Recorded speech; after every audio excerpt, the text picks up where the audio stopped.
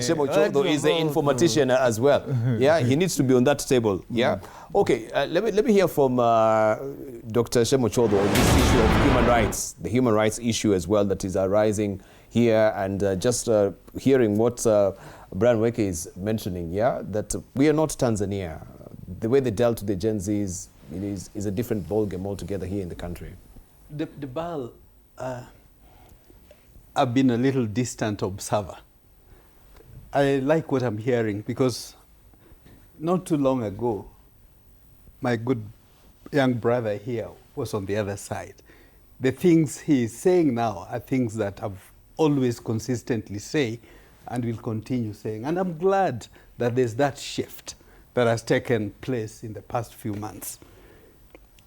Because speaking right for posterity is the way to go.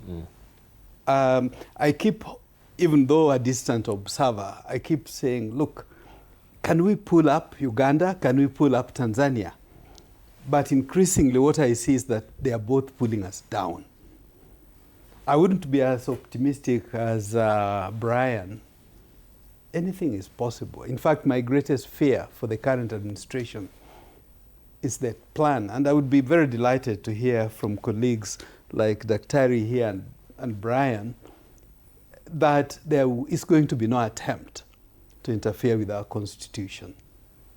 As to whether one would succeed if they tried it or not, I really can't tell. Because with the massive wealth that some people in power seem to have, and knowing even how his own party, ODM, has been compromised, I wouldn't really say that what's happening in Uganda or Tanzania wouldn't happen in Kenya. I wouldn't be that. I wish and hope it doesn't happen, but I wouldn't be as confident to say it can never happen. I cannot say never say die in that regard. But that notwithstanding, the BAL, it's very unfortunate statements that some of our heads of states have made, you know, like shooting children on the feet.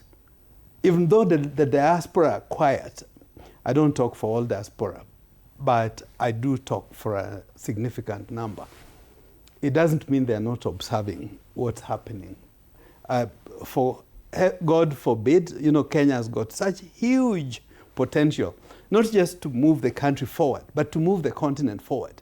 The team that came from New York said, look, we are beginning with Kenya. This is just Kionjo, a teaser.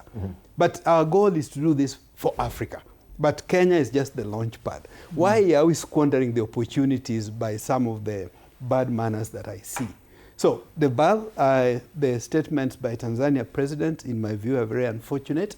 I think we need to be concerning ourselves. How do we transform the continent? I was in Ethiopia just a couple of days back. The AU and the Ethiopian government engaging the diasporas. How do we bring them in?